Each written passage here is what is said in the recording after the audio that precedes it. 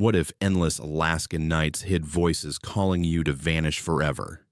In 2015 Bethel, surveyors heard dead kin, real events, names changed, details altered for privacy, but terrors authentic. Welcome to Black Fear's 8 Gripping Small-Town Nightmares. What's your town's scariest night? Drop location and time in comments, subscribe, like, fear on. My name is Colin, and back in March 2015, I took a seasonal job as a wildlife surveyor out in Bethel, Alaska, one of those forgotten tundra outposts where the snow stretches forever, like a blank page waiting for something ugly to smear across it. I'd come up from the lower 48 chasing steady pay and adventure, figuring the isolation would clear my head after my brother Eli's death the year before. Car wreck down in Washington, quick and meaningless. Bethel felt like the edge of the world. Population barely scraping 4,000, ringed by endless white flats that swallowed sound and light alike. My days started at dawn with GPS units and transect lines, marking caribou migration patterns for some state wildlife agency, trudging through knee-deep powder with wind that clawed at my parka like frozen fingers. The air hung heavy with pine undercut by that sharp, clean bite of ice, and every breath tasted metallic, like licking a battery in the cold. Nights were worse, holed up in a prefab shack on the outskirts, radio static my only company, the horizon blurring into a void that made my skin prickle even before anything went wrong. It began subtle, the kind of thing you'd shrug off as fatigue or wind tricks. First night out, calibrating equipment near a frozen creek, I caught what sounded like a murmur on the breeze. Low, like Eli's voice from our last phone call saying, "Colin, watch the drift." I froze, boots sinking deeper, scanning the white expanse, but nothing moved except flakes swirling in my headlamp beam. Sight played games, too. The endless tundra warped at the edges, horizons dipping like they breathed. I chalked it up to isolation, that first-week haze where your brain fills silence with ghosts. Back in the shack, I fired up the recorder for data logs, the hum of the heater fighting the chill seeping through cracks. Sleep came fitful, dreams laced with Eli's laugh echoing off ice walls that weren't there. Morning brought routine, coffee bitter as ash, gloves numb before I even stepped out, the smell of fuel from the snowmobile mixing with that omnipresent pine. But as I mapped the next grid, the whispers returned, clearer now, syncing with gusts. "Colin, the drift's coming," predicting a sudden whiteout that buried my markers 10 minutes later. Heart pounding, I dug out, sweat freezing on my neck despite the -20, tasting salt and fear. By day 3, doubt gnawed deeper. I'd rigged motion sensors along the patrol routes, standard for spotting herd movements, but playback showed anomalies, voices overlapping static, Eli's timbre naming gear I'd misplaced, like the spare battery in my pack's side pocket. Touch amplified it all. The cold numbed my fingers until they throbbed like they held secrets, vibrations humming through the ground as if the tundra pulsed alive. I pushed harder, extending patrols into dusk, headlamp cutting yellow cones through purple twilight, shadows stretching monstrous across snowdrifts. Whispers evolved, not just wind mimicry, but layered, multiple tones blending Eli's with strangers, urging me toward unmarked depressions in the ice. One evening, near a boulder field, they swelled. "Colin, he's waiting in the drift." Smell shifted then, pine giving way to faint rot, like meat left too long, though nothing thawed this deep in winter. I recorded it all, voice trembling as I narrated positions, the device capturing breaths not mine, whispers curling around words like smoke. Escalation hit on the 5th patrol, equipment failures stacking like warnings. GPS glitched mid-transect, needles spinning wild while whispers laughed. Eli's cadence mixed with gravelly undertones. "Follow the drift, brother." I abandoned the line, snowmobile sputtering fuel I swore I'd topped off, stranding me miles from base as night clamped down. The white horizon closed in, Sight failing first, distortions rippling like heat haze over frozen ground, silhouettes flickering at peripheral edges. Touch betrayed next. Numbness crept up my legs, not frostbite but pressure, as if invisible hands pressed from below, gloves tightening like clenched fists. Radio crackled dead air, then voices flooded. "Colin, dig here." Against sanity, I probed a drift with my pole, striking soft resistance. Fabric, then bone chill yielding to something yielding back. Panic surged, taste of bile hot in my throat, metallic tang sharpening as wind howled approval. Investigation turned desperate that week. Back in Bethel proper, I hit the single bar. A dim-lit hole, stinking of stale beer and wet dog, probing locals over lukewarm coffee. Old-timers swapped glances, murmuring about tundra talkers, voices of the lost pulling surveyors off grid since the 80s. But no names, no proof, just shrugs and warnings to stick to marked paths. My recordings played erratic on the laptop. Whispers, clearer indoors. Eli pleading, "Colin, the drift hides me," synced perfectly to my footsteps pacing the shack. I scoured agency reports, finding redacted files on missing contractors. Dates aligning with bad weather windows, causes listed exposure, but details scrubbed. Sleep evaded, body aching from constant tension, skin hypersensitive to every draft brushing like fingertips. Sensory overload peaked nights. Sights of melting shadows pooling at floorboards, sounds drilling into skull, whispers debating my next move, in tongues I half knew, smells of rot blooming from vents, touch of cold spots migrating across bedding, taste of blood from bitten tongue. The turning point crashed during a solo overnight at outpost camp, 30 miles out, monitoring a calving ground. Blizzard warnings be damned. I needed data to justify the glitches. Wind screamed biblical, visibility zero, shack rattling like it would splinter. Whispers dominated now, a chorus led by Eli. "Colin, come to the drift, see what froze with me." Recorder ran continuous, capturing my denials devolving to sobs. Midnight they unified. Dig now. And pressure built underfoot, floorboards creaking upward. Sight fractured, walls bowed inward, tundra invading through cracks, white fingers clawing air. I grabbed shovel, driven outside into white hell, pole sinking easy into a fresh drift 20 yards off. First strike yielded pack remnants, then limbs, human, frozen stiff, faceplate shattered, revealing features mirror Eli's, down to the scar above his eye from boyhood. Horror locked me. Touch of frostbitten flesh searing warm through gloves, smell exploding. Rot violent, pine obliterated by decay long buried. Whispers exulted, "He's here, Colin. Join the drift." Climax unfolded in frenzy. The corpse twitched, eyes snapping open. Eli's hazel pleading then accusatory, mouth gaping silent screams as body thawed unnaturally fast, tendrils of ice melt snaking toward me. I staggered back, snowmobile keys lost in panic, whispers thundering, "Stay, brother, the tundra keeps us." Visions assaulted. Eli's wreck replayed not as crash, but tundra pull, invisible forces dragging him north across states, fusing him to permafrost. Ground split, maw yawning, hands, not frozen, living, grabbing ankles, pull inexorable cold invading veins like liquid nitrogen. I fought, shovel cracking bone that knit back, screams mine alone against wind. Radio flared alive unbidden, broadcasting my coordinates looped with Eli's voice. Colin's in the drift. Muscle memory kicked.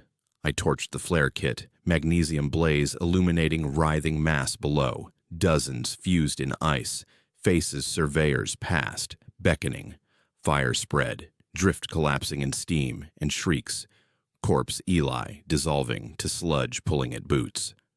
Aftermath dragged me stumbling to snowmobile, machine roaring alive as dawn grayed sky. Bethel welcomed with stares. I dumped gear at agency, babbling of fines, but search teams found pristine snow, No melt, no remains.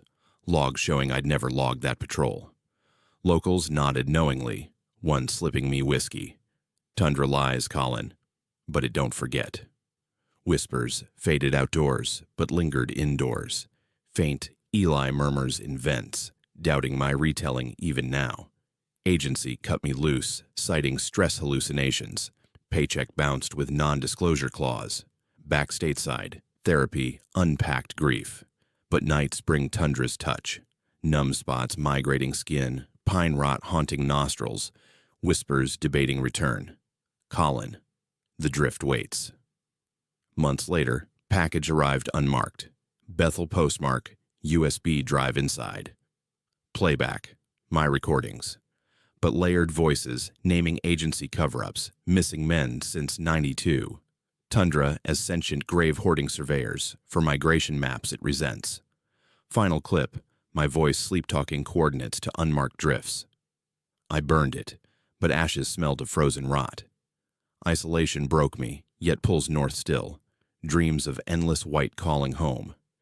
Eli waits, or something wearing him patient in the freeze.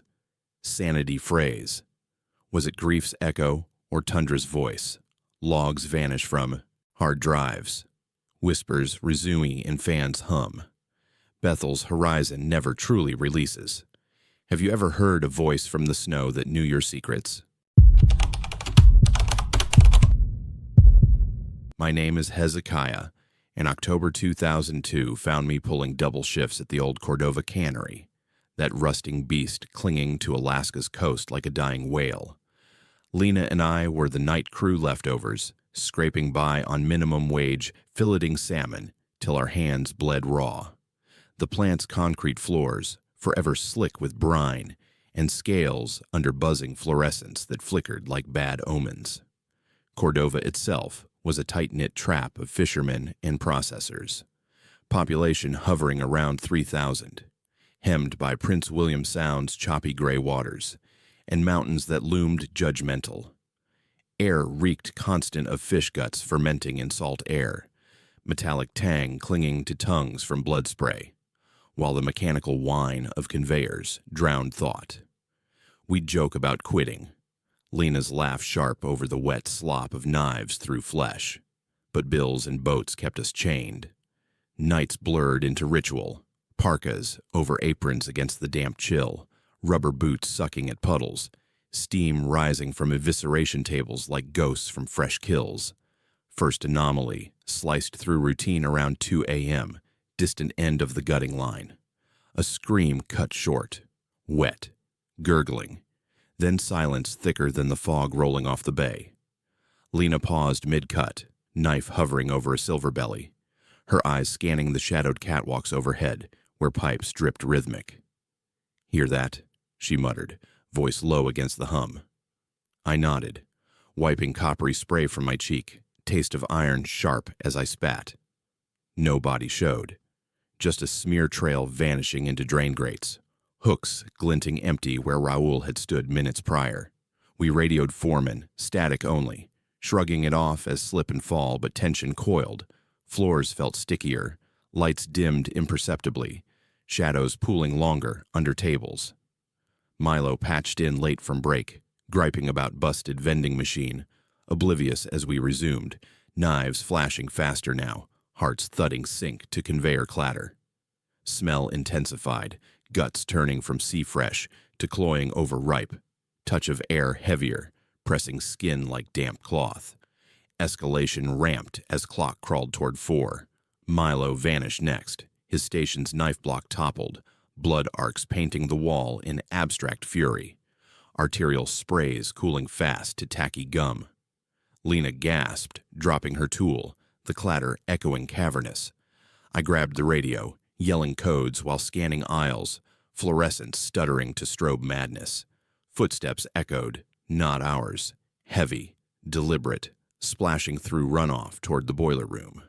We bolted barricade style, dragging pallets against the door, breaths ragged, sweat mixing with brine to salt our lips bitter. Through a crack, we glimpsed it. Hulking silhouette of Jed, the old-timer fisherman everyone whispered quit years back, after toxic spills warped his catch. But this Jed towered mutated, arms elongated like filleting hooks, face obscured by oilskin hood dripping viscous. He moved methodical, gutting shadows, wet tears of flesh, parting silent. Touch betrayed us. Durer rattled under pressure, vibrations humming through palms, cold metal biting despite the plant's humid roar. Deeper probe yielded fragments. Milena's apron shredded nearby. Raoul's ID badge crunched underfoot. Both men gone like they dissolved into the waste chute. Lena whispered frantic plans, her fingers clawing my sleeve, nails drawing blood beads that tasted like pennies when I licked panic. We crept catwalk side, peering down. Jed below, methodical harvest, stacking limbs on conveyor like premium cuts. Grunts animal low amid the slurp of innards uncoiling. Flashlight beam caught his eyes, milky, chemical burned, locking ours with recognition, cold as gut ice. He lunged upward, claws raking air inches shy, hooks sparking railings, roar blending with boiler steam, hiss. Flight instinct kicked. We scrambled maze of belts and vats, machines jamming under sabotage, sparks flying to illuminate gore frescoes, viscera murals spelling no pattern but madness. Smell peaked apocalyptic, copper blood overwhelming fish decay, throats burning from inhaled mist of aerosol slaughter. Turning point shattered in the packing hall, vast chamber stacked crates to rafters, moonlight slanting through salt-crusted windows like judgment. Jed cornered us, blocking exits, his form clearer now. Skin bubbled toxin scars, muscles hypertrophied, unnatural from decades mercury-laced spills, jaw unhinged for wider bites. Milo, alive, stumbled from shadows, gutted shallow, pleading, "Run, it's in the water," before Slash ended him eviscerated, entrails steaming hot coils across floor. Lena screamed, hurling brine buckets. Useless. Splashing back corrosive on our skin, blisters rising instant. I swung pipe wrench, connecting skull crack reverberant. But he rose shambling, grinning through split lips, teeth filed whaler style. Chase ignited proper. Through labyrinth conveyors, jamming mid-stride, belts yanking boots, claws whistling overhead parting hairs. Sensory hell reigned, sight blood-smeared hooks winking fluorescent. Sound screams muffled wet, smell entrails fresh hot, touch sticky floors, sucking boots, taste bile salt vomit choking. Climax erupted conveyor gauntlet, belts accelerating rogue to meat grinder speed. Jed gained, claws snagging Lena's parka, ripping free with flesh strips. Her wail piercing as she tumbled, leg mangled compound. I hauled her fireman carry, dodging slashes carving air, heart slamming ribs bruised. Boiler room endgame, valves hissing superheat, steam blinding white veils. Jed charged bull rush. I yanked chain release. Scalding cascade engulfed him partial. Flesh sloughing audible sizzle. Bellows agony shrieked. Lena, fading, pressed radio live. Cordova Cannery, active killer. Send all units. Sirens wailed distant as I dragged her clear, Jed's form twitching in steam fog, hooks scraping concrete final spasms. Cops swarmed dawn, cuffing the husk, Jed alive, grinning cage-bound through chemical. Delirium, locals nodding, knew he'd snap someday. Tragic coda lingered weeks. Lena survived amputation, hobbling therapy on crutches, but nightmares synced hours. Jed's eyes haunting sleep, plant raised soon after under hazmat quarantine. I quit fishing trade, coast forever tainted, hand-scarred phantom itches. Reports confirmed Jed's toxin madness, decades dumping waste, fueling rage. But whispers persisted. More husks in the sound, waiting shifts. Last visit, Lena stared vacant. He smiled, Hezekiah, like we were next cuts. Isolation of Cordova broke us, sees hunger eternal. Years on, package arrived. Anonymous, fish-scale envelope containing Jed's grin, Polaroid, fresh blood edge. Burned it, but ash tasted coppery. Nights bring wet footsteps pacing apartments. Hooks scraping walls faint. Sanity frays. Was toxin alone? Or cannery birthed something feeding endless? What fishing shift would drive you to slaughter your crew? Tell us below. My name is Finnegan, and July 2018 stationed me at Fort Greely, Alaska's remote military outpost buried in interior wilderness, where permafrost groaned beneath radar installations tracking missile trajectories across frozen skies. I'd transferred from warmer bases chasing hazard pay and technical promotions, expecting monotonous shifts, monitoring seismic sensors in concrete bunkers that vibrated constantly from subsurface shifts nobody discussed openly.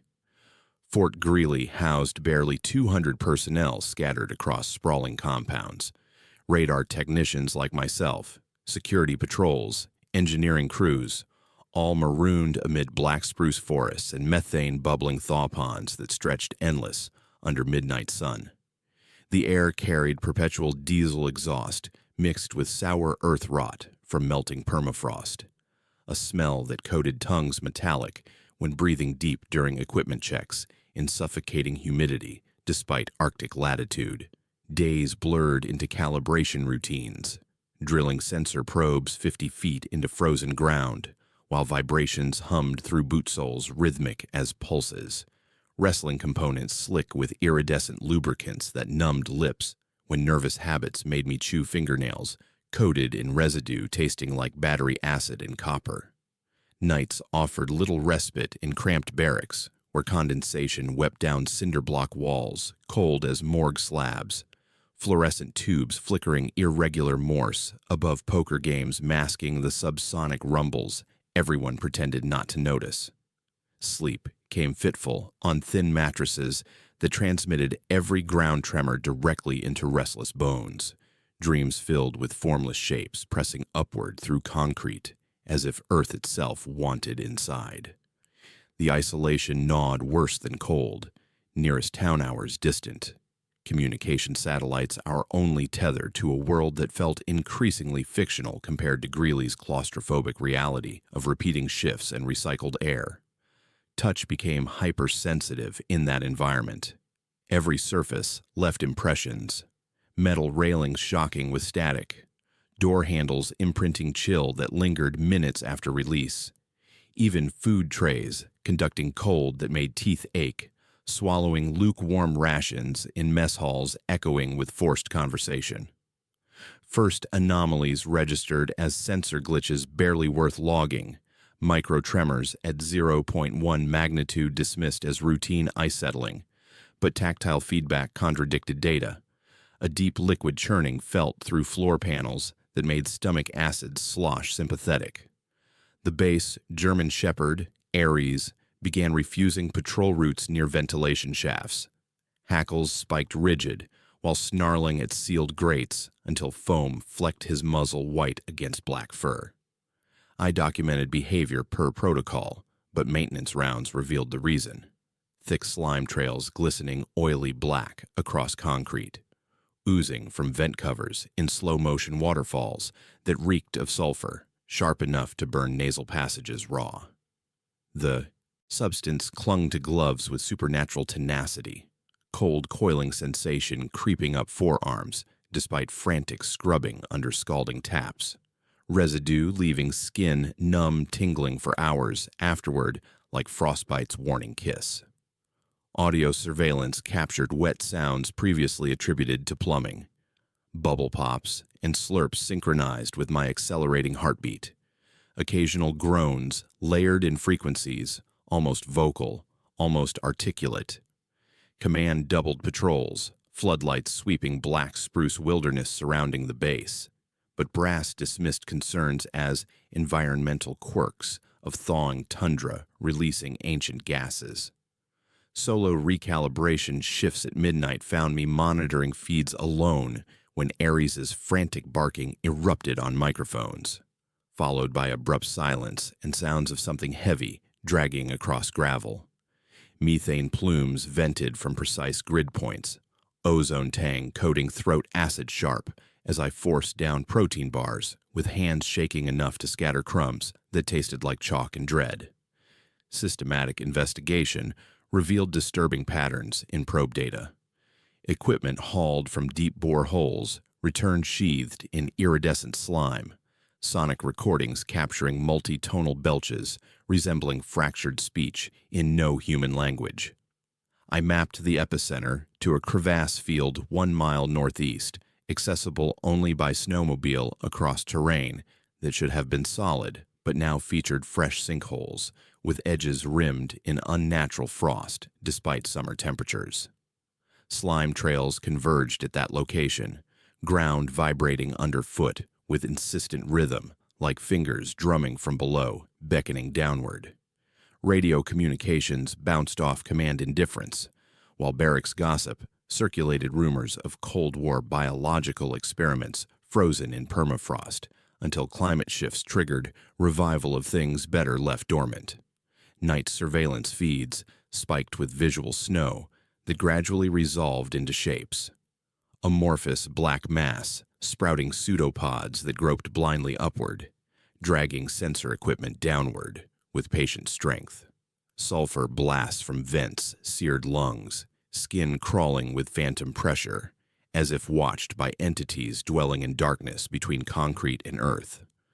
I equipped myself with standard issue flare, pistols, and thermite charges, trekking to the crevasse alone against regulations, headlamp beams fracturing across pulsing rock formations that seemed to breathe.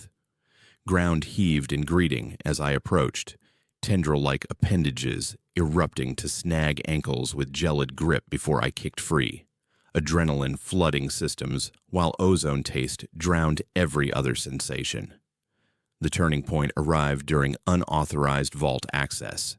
Nerve center housing classified seismic arrays beneath triple-lock doors I bypassed using maintenance codes. Alarms wailed false positives as archival logs scrolled across screens, revealing unified truth.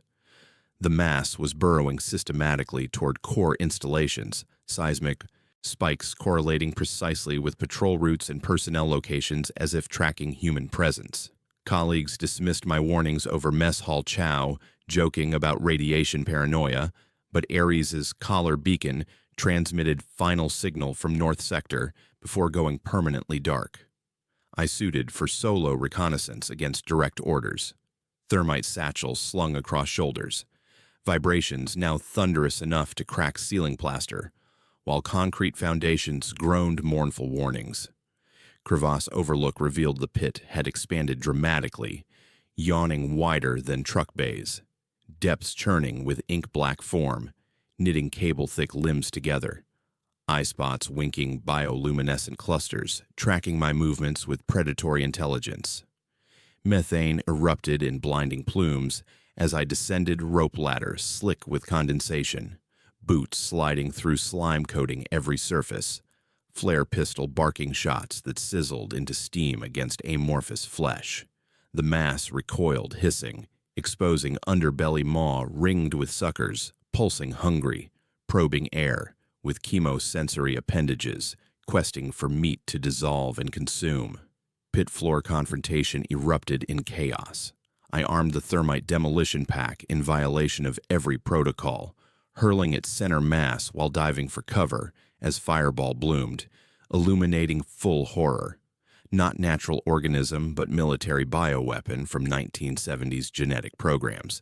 Flash frozen viable in permafrost until global warming signals penetrated ice to wake rage, refined across decades. The entity surged in reprisal. Pseudopods coiling around torso to crush breath from lungs, slime searing through parka layers with acid burn, cold invading ribcage like freezing hands squeezing heart. I volleyed remaining flares desperately, igniting volatile methane pockets in chain explosions that peeled charring flesh with audible crackles, ultrasonic death shrieks boring through skull to vibrate teeth loose. Escape rope frayed under tendril sawing, dropping me 18 feet to impact that cracked ribs audibly, flare pistol empty clicking useless.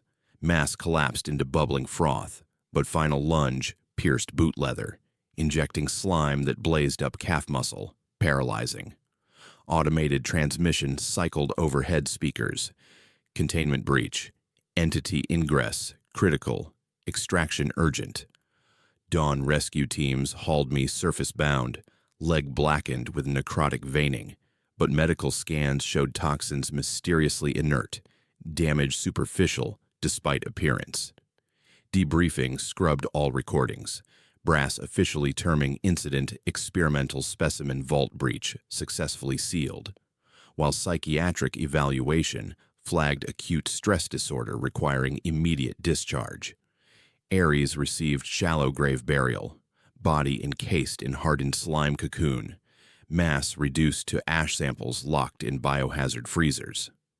I cleared duty pending psychological recovery, but nights brought crawling sensations graft buried in tissues, skin shifting with phantom, movements subsurface.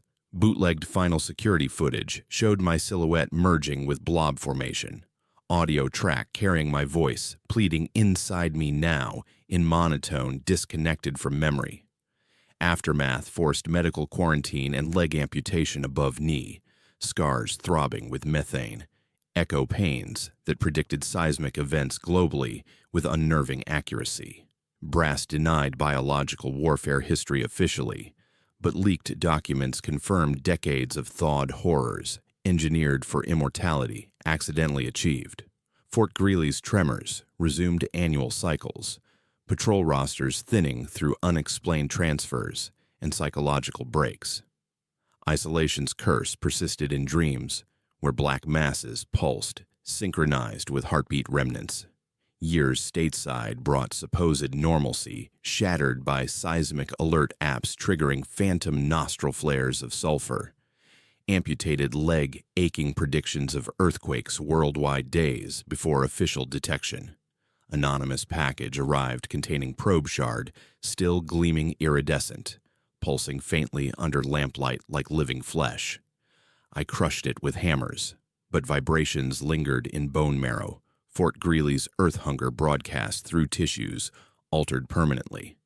Extended research revealed prior technicians logged identical slime encounters years previous. Brass systematically reburying evidence to silence pattern recognition.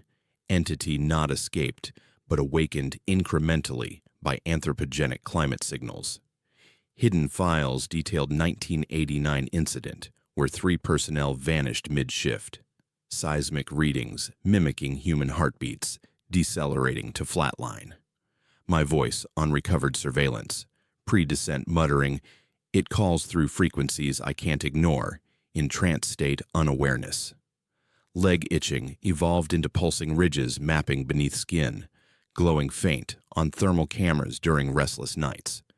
Therapy dismissed somatic delusions, but X-rays revealed microfractures aligning with crevasse grid patterns, etched in bone structure impossibly. Crevasse dreams replay endless variations, mass not blind but echolocating skeletons through ground vibrations, tendrils tasting marrow content via seismic sensitivity, selecting hosts for symbiotic invasion. Waking brings mirrors, showing pupils flaring bioluminescent green for seconds before fading, sweating methane vapors that condense oily on bathroom tiles. Second package escalated stakes. Vial of ooze that cultured overnight in laboratory analysis, sprouting pseudopod that required bleach drowning, drain clogging black the following morning with regrowth.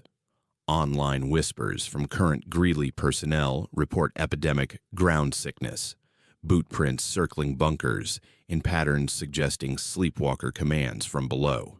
Final convergence approached when worldwide seismic app pinged Greely swarm activity. Residual leg igniting sympathetic fire, matching feed patterns exactly. Impulsive northern drive halted at border with fabricated documentation, backroom, interrogation until released with warnings. Deep web yielded whistleblower footage, vault camera, post-official ceiling, showing mass reforming from ash, tendrils questing toward lenses, with my face watermarked in corner. Timestamp, reading 3 years future. I incinerated the drive, but screen echoes gurgle promises of inevitable return encoded in Earth's patient memory. What would you do if frozen Earth remembered your footsteps forever? My name is Ronan, and November 1998 was the year I made the worst decision of my life, taking a solo winter contract to document structural decay in Kennecott, the abandoned copper mining town buried deep inside Wrangell St. Elias National Park in Alaska. I was 28, a structural engineer from Oregon chasing side work and quiet places where no one knew my history, especially not the reason I avoided elevators and enclosed stairwells after a parking garage collapsed under me years before. The company that hired me specialized in heritage restoration, and Kennecott was their new obsession, a frozen relic of early 1900s industry with its rusted conveyor belts, tilting mills, and timber skeletons clinging to the mountainside like bones. They wanted photographs, measurements, and notes for possible stabilization grants. I wanted a paycheck and an excuse to disappear for a while, away from city noise and people who kept asking if I'd processed my trauma yet. The pilot dropped me on a crude airstrip and left with a cheery wave that didn't match the way his eyes kept flicking to the looming red mill building stacked against the snow-covered slope. Kennecott looked unreal in the weak daylight. A cascade of wooden structures, stair-stepped down the mountain, windows punched out like missing teeth, roofs sagging under decades of snow load. The air was sharp with the smell of old timber, cold iron, and something faintly mineral, a chalky tang that coated the back of my tongue. Wind funneled through the empty streets, making the weathered boards creak so consistently that it almost sounded like breathing. My lodging was a small, half-restored bunkhouse near the bottom of the hill, outfitted with a propane heater, a cot, and a radio that could reach a ranger station if the weather behaved. It felt more like a set dressing than a safe place to stay. But I told myself that was just nerves and habit, the leftover hypervigilance from surviving falling concrete. During daylight, the town almost passed for picturesque. I walked the boardwalks with my camera, boots thudding on planks gone soft at the edges, breath fogging in front of me. The mill towered above everything else, a 13-story jumble of conveyors, chutes, and sorting rooms where ore once flowed like a manufactured river. Signs warned of unstable floors and restricted access, but they'd also given me a key and a waiver, telling me I accepted all risk. The interior of the mill felt like stepping into a throat. Narrow passageways, sloping chutes, ladders that climbed into darkness. Every step sent vibrations through old beams, and the smell changed the deeper I went. From dry dust and aged wood to something damp and stale, like wet stone and mildew buried under new layers of cold air. The silence wasn't total. There was always some subtle sound, distant tapping, a soft clink like a rock nudged by a boot, faint echoes you could blame on wind if you didn't listen too closely. On the first day, nothing overtly wrong happened, but small things began to stack. At one landing, I paused to note the angle of a support beam and heard the steady crunch of footsteps above me, slow and deliberate. When I called out, the sound stopped. My radio crackled without anyone keying it, just a burst of static that rose in pitch until it felt like it was vibrating in my teeth. I told myself a loose connector could do that, made a note to check it later, and kept climbing. That afternoon, as the light outside dulled to a flat gray, I stepped into an upper sorting room where dust motes hung thick in my headlamp beam. On one wall, someone had brushed aside grime to write in the residue, "We never left." The letters were too crisp to be decades old. My breath turned shallow, chest tightening, and for a second the beams overhead seemed to bow lower, like the room was taking in a long, slow breath around me. I snapped a photo, told myself it was a stupid prank by a summer worker, and left faster than I wanted to admit. It was that night in the bunkhouse when I first heard the whistle. I just shut off my lamp, the room falling into the kind of darkness you only get 100 miles from the nearest real town. The only sound was the soft hum of the heater and the occasional tick of metal contracting. Then, clear and close, came the trembling note of a mill whistle, the kind used to call shifts in and out decades ago. It rose from the direction of the main building, thin but perfectly pitched, echoing through the valley, as if the mountains themselves remembered the sound.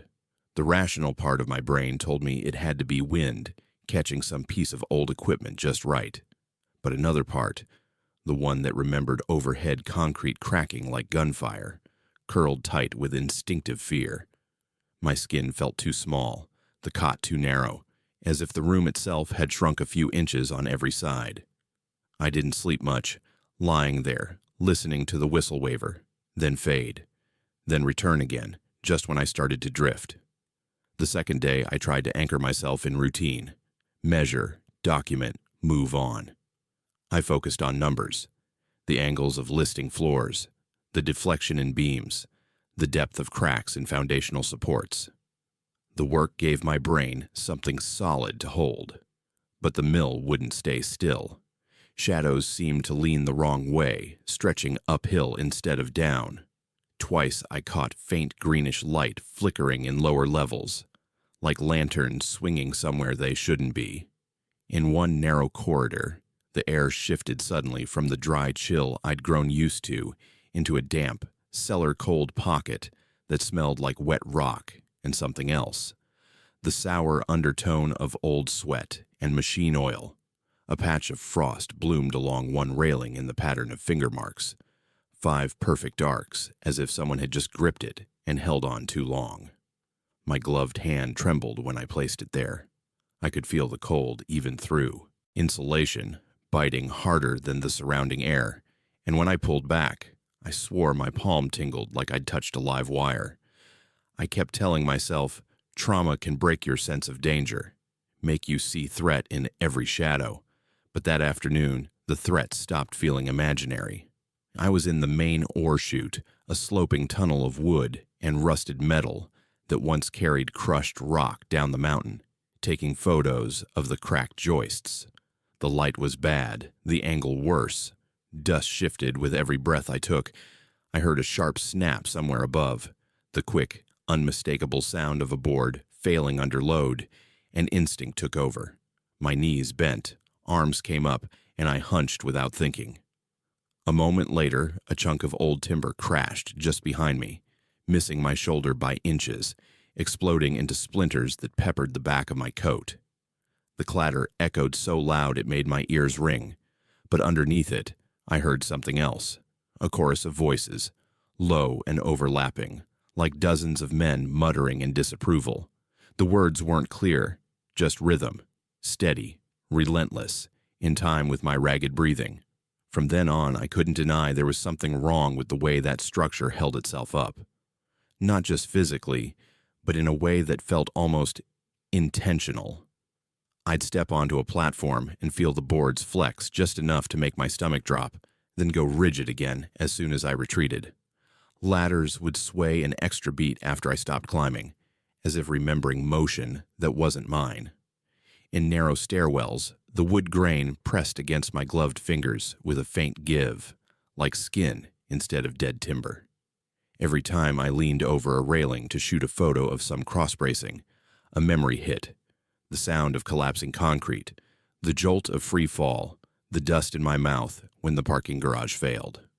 Only here, the dust smelled like old ore and mold, and the sound of shifting weight came with that distant whistle, as if the building itself wanted to call in one more shift before giving up. On the third night, the line between memory and present snapped completely. I woke from a dream of suffocating under caved-in beams to find my radio hissing on the floor beside the cot. Somewhere between sleep and waking, I heard a voice on the channel, buried under static, repeating my name so softly it almost sounded like wind. Ronan. Ronan. It had the flat cadence of an exhausted worker calling a foreman, like they were asking why I wasn't already in position. I shouted back, asking who was there, but the radio answered only with crackles and a faint metallic tapping that matched the restless creak of the bunkhouse walls. When I stepped outside to clear my head, frost-laced air burning my lungs. The town lay still and dark. Then the whistle blew again, much closer, and the windows of the mill flared with a sickly pale green light just for a heartbeat. In that instant, I could swear I saw silhouettes in the broken panes, men hunched over, shoulders rounded, moving in a slow, repetitive rhythm that matched the sound of shovel on rock. When the light died, the windows were empty again. I should have called for an early pickup right then. The rational part of me knew that. But pride and money and the nagging fear that I was just spiraling back into avoidance kept me on site. If I left, it would mean admitting the building had gotten into my head the same way the garage had, that I'd never really moved past that day. So the next morning, I went back into the mill, telling myself I'd focus on the lower levels, get quick readings, and be done. The light was even weaker, clouds smothering the sun, turning every window into a dull rectangle of gray. Inside, the air felt heavier, less like cold and more like pressure. My ears popped on a staircase that wasn't nearly steep enough to justify it. The smell of dust and wood had shifted again, now carrying a faint, unmistakable note of old sweat and coal smoke. The ghost of men who'd worked themselves half to death for wages in a company town that didn't care if they ever made it back down the mountain. As I descended into the lowest accessible level, the floor changed beneath my boots. The wooden planks gave way to packed earth and crushed rock damp enough that it clung to my soles. The walls narrowed. Beams braced closer overhead until I had to duck. My headlamp caught old markings on the timber. Tally lines, initials, dates stamped so faintly they were almost gone. One set of marks stopped mid-line, as if the person carving them had been interrupted and never returned. The deeper I went, the more I felt that there were other footsteps just out of sync with mine, half a beat behind, as though someone was following me but stopping every time I did. When I turned quickly, the beam showed only dust drifting slowly down, glittering in the light like tiny flakes of mica. The air temperature dropped so abruptly that my breath turned into thick clouds, and every inhale burned my throat with a dry, mineral sting. The collapse came when I reached a junction chamber where 3 old chutes converged. It wasn't a full cave-in, more like the building's version of a warning shot. I stepped into the center, notebook in hand, and the ground simply shuddered underneath, a short, violent motion like the twitch of a dying animal. Somewhere above, a beam gave out with a sharp crack, and dust cascaded from the ceiling in a choking curtain. I staggered back, instinct screaming at me to get out, but before I could turn, something unseen brushed past my shoulder. It was the barest contact, just enough pressure to make my jacket shift, but it felt like a hand, calloused and cold, pushing me toward one of the chutes. Simultaneously, a whisper hit my ear so close it tickled the tiny hairs there. "Shift's not over." It wasn't my voice. It wasn't a voice I recognized. It sounded tired, angry, and resigned all at once. My knees nearly buckled. Panic snapped whatever professional detachment I'd been clinging to. I bolted, picking a set of stairs almost at random, scrambling upward as fast as my legs would move, boards rattling under my weight. The stairwell narrowed around me like a funnel, angle steepening in a way that didn't match what I remembered from the blueprint. The handrail under my glove felt strangely warm, as if someone else had just been gripping it with bare skin. The higher I climbed, the louder the sounds became, not just my boots and breathing, but the echo of other footsteps. Shovels biting into rock, the faint jangle of tools on belts. Voices murmured from rooms I passed without looking into, overlapping in a language that was mostly English, but laced with old country accents and phrases I couldn't pick apart. The whole structure seemed to tilt beneath me, floors subtly skewing, beams groaning like a ship caught in slow-motion storm swells. My chest tightened, vision narrowing to the next step, then the next, a tunnel of motion and rising dread. When I finally burst out into a higher sorting room, barely lit by gray daylight leaking through cracked windows, I collapsed against a post, ribs heaving. For a moment, everything was still. Then the whistle blew again, so loud it made the glass rattle, and every conveyor belt in that level shuddered to life. Rusted rollers squealed, belts sagging but moving, sending nothing down phantom lanes as if invisible ore was still pouring through. My headlamp flickered with the vibration, juddering beams across the room.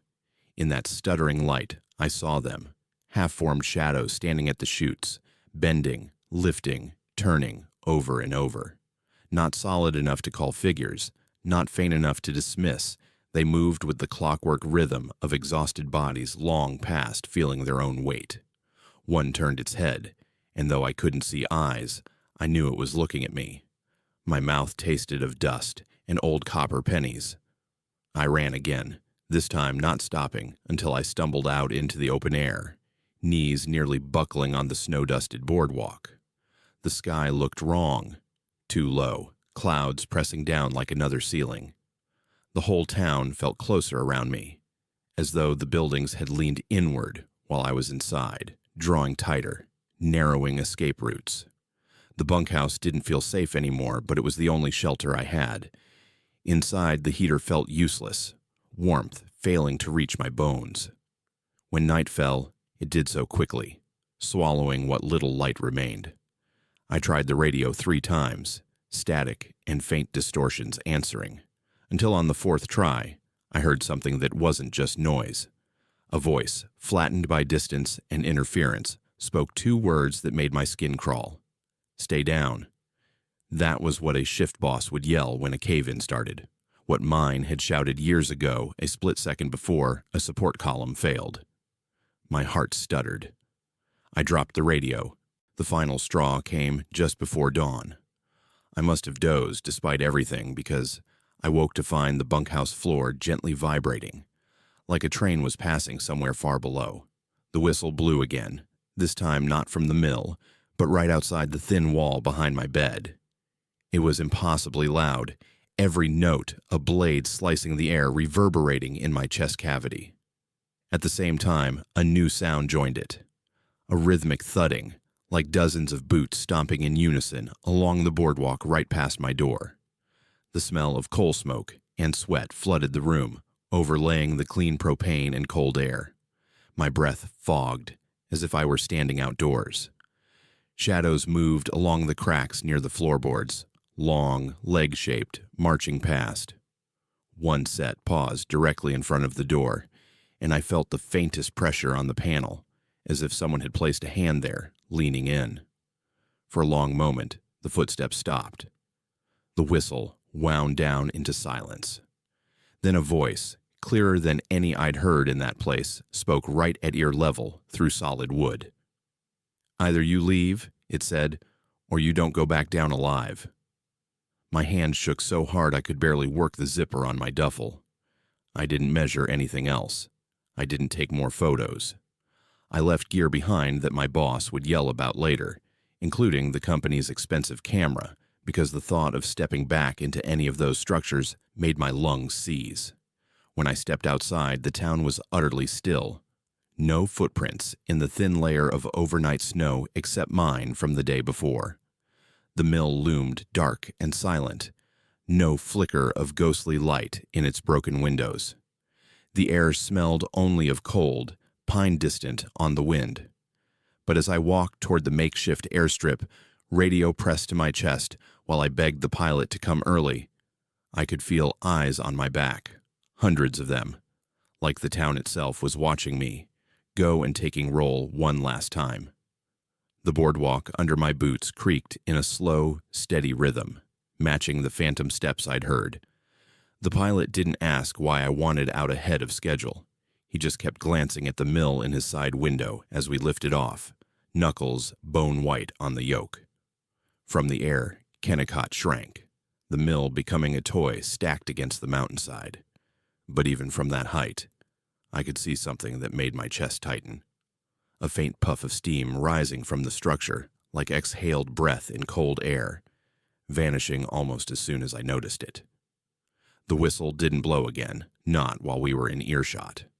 My head throbbed with a phantom echo anyway, and my tongue still tasted like dust and old coins. Months later, looking through the few photos I'd backed up before losing the camera, I found one from the sorting room with the writing on the wall. "We never left" was still there, but this time in the blown-out edges of the flash, there were faint impressions behind the letters. Faces half-formed, pressed into the wood grain like something trying to push through. I turned down every job offer that mentioned abandoned towns after that. I can drive past old factories on the interstate and feel my hands sweat on the wheel, hear phantom creaks in the overpasses, like structures straining under invisible loads. Sometimes at night, when my apartment building settles and the pipes click, the sounds line up just right, and I catch the cadence of those unseen footsteps again, marching slowly up an endless set of wooden stairs. Once, during a winter storm when the wind screamed around the corners of my complex, I thought I heard the faint note of a whistle threaded through the gusts, distant but unmistakable. It made every hair on my arm stand up. I've never gone back to Alaska. I still wake up some nights with the feeling of a hand between my shoulder blades, not shoving hard enough to knock me down, just reminding me that the ground above a void is never as solid as it feels. If you were alone in a dead town and it warned you to leave, would you listen or push your luck one more time? Tell me in the comments what you'd do. My name is Moshe, and January 2022 was the winter I learned that some Alaskan highways do not just strand you, they study you. I had been driving medical supplies between Anchorage and Valdez for 3 years, mostly night runs when traffic thinned, and the road became a dark ribbon stitched between walls of snow. That month, a late storm rolled in over the Richardson Highway, turning the world into a tunnel of blowing white. Dispatch rerouted other drivers, but the hospital in Valdez flagged my load as critical. I told myself it was just another blizzard, just more black ice, and that the narrow, lonely stretch near Thompson Pass was still only asphalt and guardrails, not some living thing that could decide I didn't belong. I've repeated that rational line to myself 1,000 times since, and it still sounds like a lie.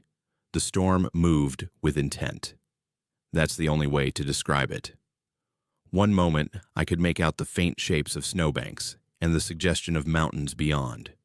The next, my headlights bounced off a solid curtain of flakes that swirled back toward the cab, giving me the sickening illusion that I was the one standing still and the world was rushing at me. The wipers thumped in a useless rhythm, blades squealing across ice. The defroster blew hot air that smelled faintly of antifreeze and stale coffee, but the windshield kept trying to glaze over, freezing at the edges in spiderweb patterns. My hand stayed locked at 10 and 2 on the wheel, gloved fingers beginning to ache from the strain. The only sound besides the engine was the low moan of wind pushing against the box truck's sides, making the whole frame shudder like something breathing around me. Mile markers disappeared under drifts. I watched the GPS arrow creep forward on a line that meant less and less as visibility dropped to what was directly in front of my bumper. Every so often, the darkness ahead would flash with stray reflections, ice-coated poles maybe, or buried signs, before vanishing again. My world shrank to the halo of my headlights and the soft vibration under my feet. Somewhere between Anchorage and Valdez, the Richardson turned from highway into suspicion. The snow plows ahead of me called off. The crackle on the radio as they signed off sounded wrong, like something else exhaled through the speakers along with their last coordinates. A low hiss bled through the frequency even after dispatch went quiet, a persistent whispering static that settled into the cab like an uninvited passenger. About an hour passed where I last remembered seeing a gas station. I realized I couldn't remember the last time I'd passed another vehicle. No headlights behind me, no taillights ahead. Just me, the hiss of the road beneath studded tires, and the storm. I turned the radio knob, flipping through channels, but they all bled into the same thin drone, voices smeared by distance and interference until they stopped sounding like words. My ears strained for something familiar, a song, an ad, the sharp tone of a weather alert, but everything came through wrong, stretched or chopped, like a tape being chewed in an old deck. It should have been a small thing. Instead, my scalp prickled. The air in the cab felt thicker, damp with my own breath, the glass fogging at the corners. The faint smell of rubber and road salt seeped in around the doors, mixed with the metallic tang of my thermos coffee and the faint, sour reek of stress sweat under my jacket. When the first shape appeared at the edge of the beams, my brain tried very hard to file it under normal. A person in the road, I thought, swerving slightly to give space. The figure stood straight ahead, motionless, just a darker smudge in the churning white. As the truck drew closer, the smudge separated into details I didn't like. The outline was too thin, too tall, proportions skewed just enough to register as wrong, arms that hung a little too low, torso a little too long. My foot eased toward the brake without me deciding to do it. I blinked hard, and the figure vanished, not stepping aside, not dissolving into the storm, just gone. The wheel vibrated under my grip, as if I'd driven over something I couldn't see.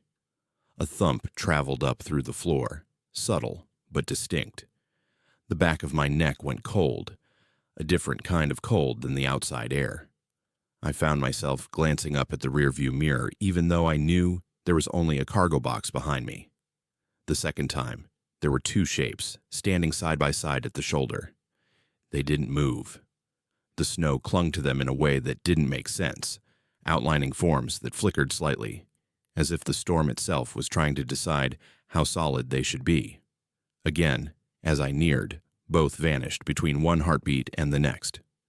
The radio's thin hiss rose, stuttering into almost words that crawled at the edge of hearing, syllables just shy of my name, or maybe just a trick of my own pulse pounding in my ears. The wheel felt slick where my gloves pressed into the worn leather, palms sweating despite the chill. I could smell ozone now too, faint but distinct, the scent of overheated wires or summer lightning, wrong in the dead of an Alaskan winter night. My tongue tasted metallic, as if I'd bitten it, though I hadn't. There's a point on a storm-locked road where turning back stops being an option. Somewhere along that endless white corridor, I crossed it. The GPS spun, recalculating over and over, the map shrinking and expanding in useless loops. Its mechanical voice tried to speak once, cut off mid-word by a sharp burst of static that left my ears ringing. The headlights began to pick up vertical lines of snow that looked more like static on an old TV than falling flakes. Vertical bands that twitched and wandered. The road feel under the tires changed too. Instead of the steady crunch of compacted snow, there were stretches where the wheel went unnervingly light, then suddenly heavy, as if the pavement had been replaced with something that yielded and pushed back with its own rhythm. Each time that happened, a faint vibration traveled up through the steering column that didn't match the truck's engine or the tire's rotation. It reminded me of a heartbeat heard through a wall. My breath fogged the inside of the windshield in irregular patterns.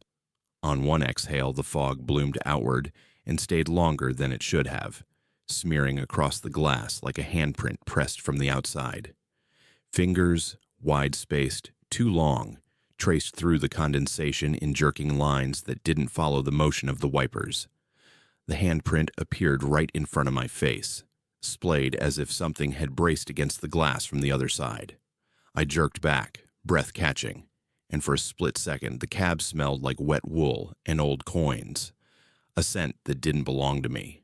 When I wiped at the inside of the glass with my sleeve, there was nothing there. Outside, the storm howled. Underneath it, almost inaudible, something else thrummed, a low, cycling tone that made my molars vibrate.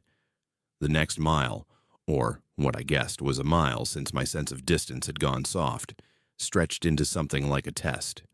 Every few seconds, a new wrongness intruded, a flash of color at the edge of my vision that vanished when I turned my head. The faint scrape of nails along the cargo wall behind me, out of sync with the truck's movement. A brief impression in the headlights of road signs, where there shouldn't be any, with lettering blurred into symbols my brain slid off of. I caught the smell of sea salt once, sharp and briny. Impossible that far inland, and that high in the mountains. Another time, a waft of hospital antiseptic flooded the cab, sharp and clean and terrifying, because that smell belonged to the receiving dock in Valdez, not the middle of the highway. My hands started to tingle, fingertips buzzing like they were falling asleep, the numbness creeping slowly up my wrists. Then the road simply wasn't there. One blink, I was staring at the wavering lines of snow and the faint, darker strip I'd been following as asphalt. The next blink, everything ahead of the truck was just white. No discernible edges, no contrast, no sign of where ground ended and air began. The sensation was like driving into blank paper. My stomach dropped. I tapped the brakes, gentle as training had drilled into us, but the pedal felt spongy and distant, as if it were connected to nothing. The anti-lock system didn't chatter. The steering wheel spun free for a quarter turn without resistance, then caught again on something that didn't feel like road. For a long, thin moment, I had the horrible conviction that I was no longer on the highway at all but suspended, the truck hanging in a white void that went on forever. In that silence, the radio hiss solidified into a clear single word in a dozen overlapping voices. Down. Gravity. Remembered me a heartbeat later. The truck slammed back into resistance that might have been pavement, or might have been something else entirely. My teeth clacked together. The cargo straps groaned behind me. The headlights flared as the front end dipped hard, then corrected. The wheel wrenched in my hands as if yanked by another grip, fighting my attempt to straighten out. I hauled back, muscles burning, and something in the column made a cracking sound that was far too much like a joint dislocating. We straightened, somehow, fishtailing but staying upright. The engine roared in protest. The air in the cab felt electric, fine hairs on my arms lifting even under the layers of fabric. My tongue tasted like aluminum. The highway gave me one mercy. Through the chaos of snow and void and twitching static, a shape materialized ahead that I recognized. A reflector post sheathed in ice, the faint curve of a guardrail, the suggestion of a cliff's edge beyond. That snapped me into a kind of clean terror that cut through the fuzz in my brain. I dropped speed to a crawl, hazard lights clicking an insane little metronome. The storm began to thin, marginally, enough that my high beams stopped bouncing straight back and started to pick up texture again. Snowbanks, cut rock, the dull sheen of ice patches. The radio's hiss softened, subsiding into low, intermittent crackles. For a few precious minutes, it was just me, the truck, and a terrible awareness of how close I'd come to leaving the road entirely. I thought that was the end of it. I thought the highway had tried to throw me off and failed. Then my headlights swept across a shape on the right shoulder that made me hit the brakes so hard the anti-lock system finally woke up chattering. It was another truck, or what was left of one, half buried in snow at an angle that suggested it had left the road months ago. The cab windows were coated in ice from the inside. No marker tape, no flares, no sign anyone had ever recovered it. On the back doors, under a skin of frost, I could just make out the faded imprint of a company logo I recognized. My company. The same stylized mountain I saw on my pay stubs. I stared at it, throat dry, until a gust of wind cleared the glass just enough for me to see my own reflection with something behind it. For half a second, in the angled, distorted mirror of that frozen window, another face hovered over my shoulder. Pale, eyes sunk deep, mouth slightly open, as if about to speak. I jerked my head around. The cab was empty.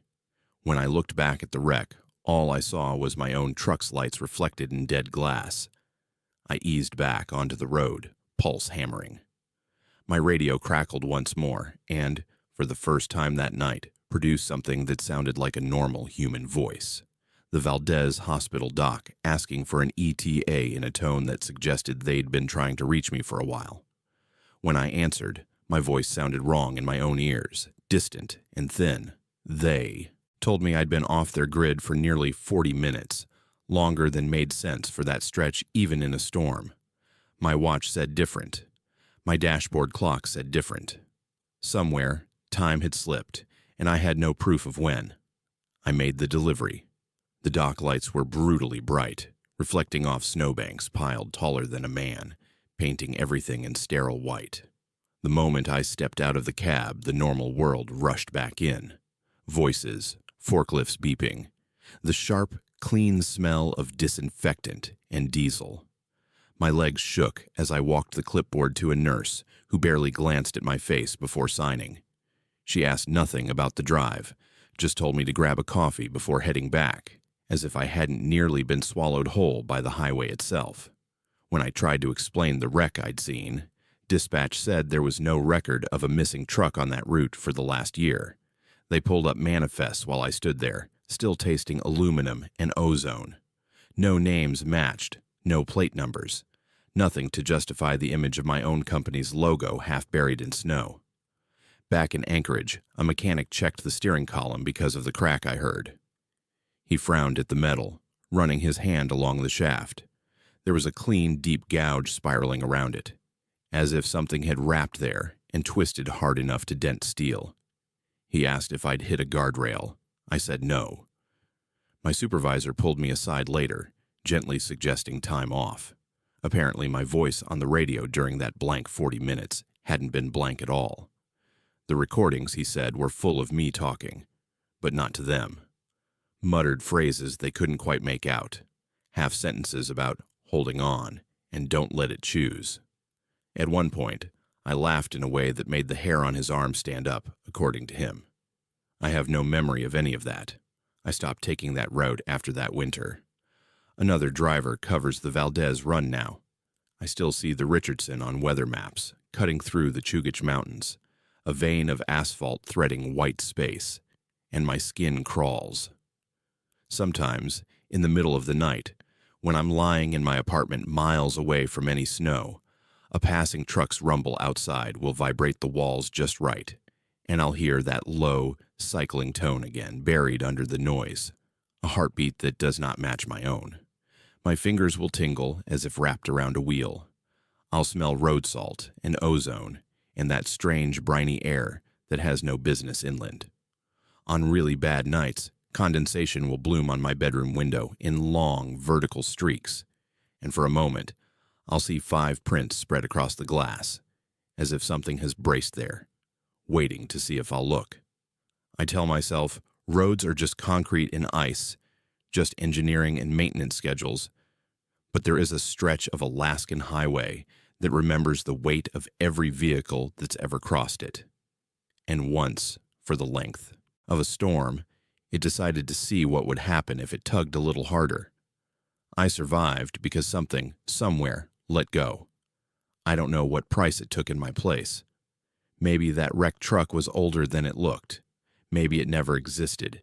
Maybe it's still out there in the snow, waiting for someone else to see their own life reflected in the frozen glass. If a road started changing your radio, your reflection, and even the way gravity treated your truck, would you keep driving or turn back, no matter the cost? Share what you'd really do in the comments. My name is Atreus, and the summer of 2007 brought me to Homer, Alaska, a fishing village clinging to Kachemak Bay like barnacles on a rotting hull.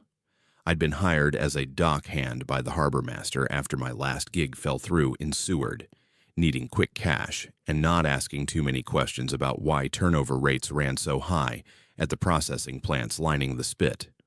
Homer styled itself as the halibut fishing capital of the world, population hovering near 5,000 when tourists swelled the numbers, but the locals carried themselves with the closed-off wariness of people nursing secrets older than the weathered pilings holding their docks together.